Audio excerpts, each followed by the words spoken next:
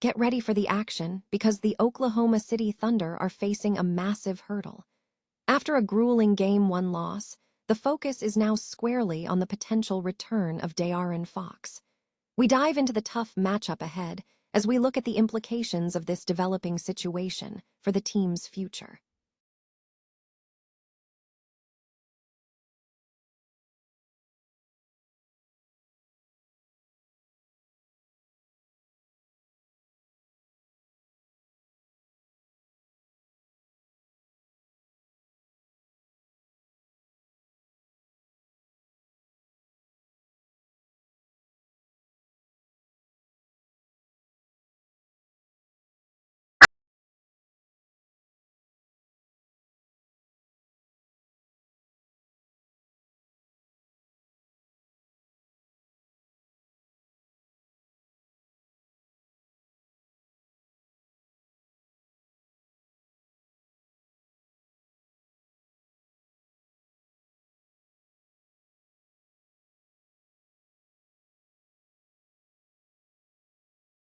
Performance of Stefan Castle and the impact of Victor Wembanyama. And finally, we confirm the latest on the injury status. De'Aaron Fox remains a game-time decision for Wednesday's Game 2, and we look at the direct beneficiaries, including Dylan Harper, if the star guard is unable to suit up. Stay locked in because the battle for the championship is heating up. The Oklahoma City Thunder face a significantly tougher challenge heading into Game 2 after a grueling Game 1 loss to the San Antonio Spurs. The Thunder fell 122-115 in a double overtime contest, and the prospect of star guard De'Aaron Fox returning looms large, potentially complicating an already difficult matchup. Spurs head coach Mitch Johnson confirmed on Tuesday that Fox will be a game-time decision, having missed the opener with a sore right ankle. Johnson stated, "He'll do everything he can," emphasizing rest and treatment before determining his readiness for Game 2. Fox's potential return is a major concern for Oklahoma City. The veteran guard has averaged 18.8 points, 5.8 assists, and 3.5 rebounds in the postseason, offering a steady backcourt presence alongside Victor Wembanyama. Analysts suggest there is optimism that Fox could be available for the second game. For OKC, this means preparing for a Spurs team that has already demonstrated its ability to win without Fox and could become even more potent with him back in the lineup. The team's response has centered on Gilgeous-Alexander, who faced intense defensive pressure. The Spurs deployed consistent double teams on the MVP guard, while Wembanyama intentionally limited his shooting to protect the paint, crowding driving lanes. Despite Gilgeous-Alexander posting 24 points and 12 assists, the efficiency was low, with him shooting just 7 of 23 from the field and committing 4 turnovers. Gilgeous-Alexander acknowledged the need for improvement, stating, "I have to be better, especially against a team of this caliber."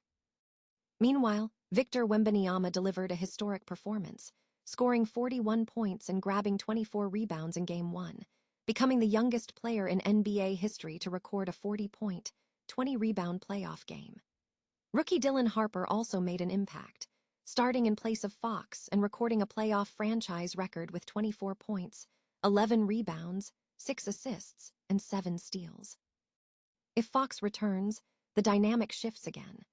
Harper's breakout performance might be curtailed if Fox is available, potentially shifting him back to the bench and giving the Spurs added scoring and playmaking depth. This creates a layered offensive attack that stretches defensive coverage beyond just Wembanyama, forcing Oklahoma City to balance perimeter defense against San Antonio's interior dominance. The series stakes have escalated.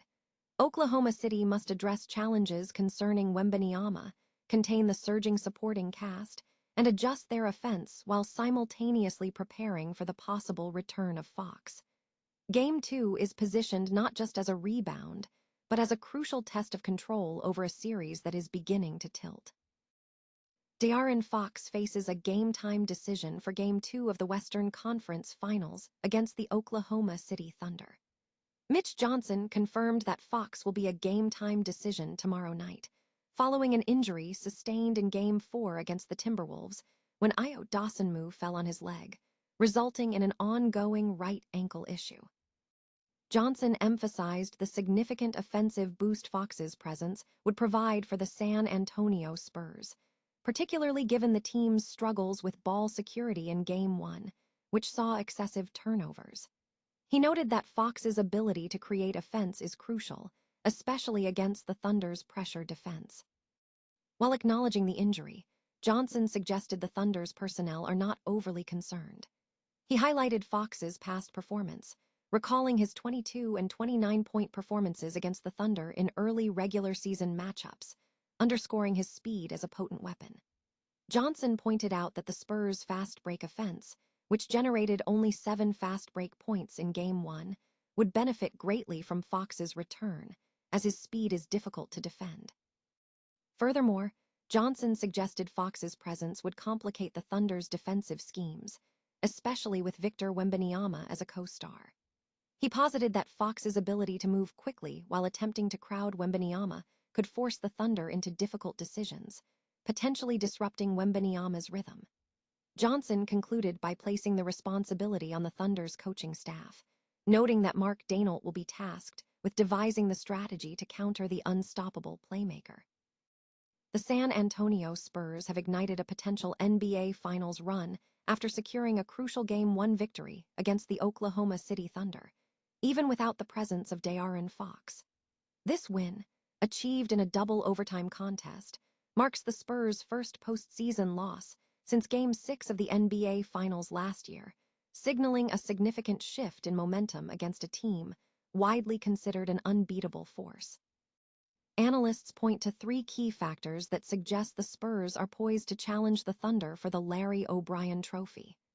Firstly, the Spurs demonstrated resilience by overcoming the Thunder in a high-stakes game, suggesting they possess the grit needed for a deep playoff run, even when not playing at their absolute peak. Secondly, the performance of Stephon Castle was noted as inconsistent, with 11 turnovers in a single postseason game. However, this situation is now resolved, as the absence of De'Aaron Fox's ankle injury has allowed Castle to return to a more primary playmaking role. Fox's imminent return is expected to be a massive boost, injecting veteran leadership, experience, and elite scoring, playmaking, and transition ability into the lineup. With Fox back, Castle can revert to a slashing guard role, while Fox's presence will provide crucial perimeter pressure against the Thunder's defenders. Thirdly, the bench performance was a point of contention. San Antonio trailed Oklahoma City by 34 points in the bench scoring differential, largely due to Dylan Harper playing an extended 44 minutes. With Fox returning, Harper can regain his role as a reserve, significantly improving the depth of the Spurs' rotation. The team's overall strength lies in its complete roster, featuring Fox's speed, Harper and Castle's defense, Keldon Johnson's energy, and Devin Vassell's shooting, all anchored by the dominant presence of Victor Wembanyama. Wembanyama continues his ascent, reportedly fueled by a rivalry with Chet Holmgren stemming from the 2021 U19 World Cup final. This competitive edge may be the catalyst that propels the Spurs toward the NBA Finals. San Antonio Spurs star guard De'Aaron Fox faces a critical game-time decision ahead of Game 2 of the Western Conference Finals against the Oklahoma City Thunder. According to Tom Osborne of the San Antonio Express News, Fox's availability for Wednesday's matchup is uncertain following an unexpected ruling out on Monday, despite earlier indications that he might have been available for Game 1. The status of Fox's right ankle remains murky. Sources indicate that the star guard is expected to test his injury during the pregame warm-ups on Wednesday to determine if he is fit to play. If Fox is unable to participate, the spotlight will shift to teammate Dylan Harper. Harper, who recorded a postseason-high 47 minutes in Game 1, is positioned to be the primary fantasy beneficiary should Fox be sidelined. The outcome of the warm-ups will dictate the starting lineup for the Spurs in the pivotal conference finals clash.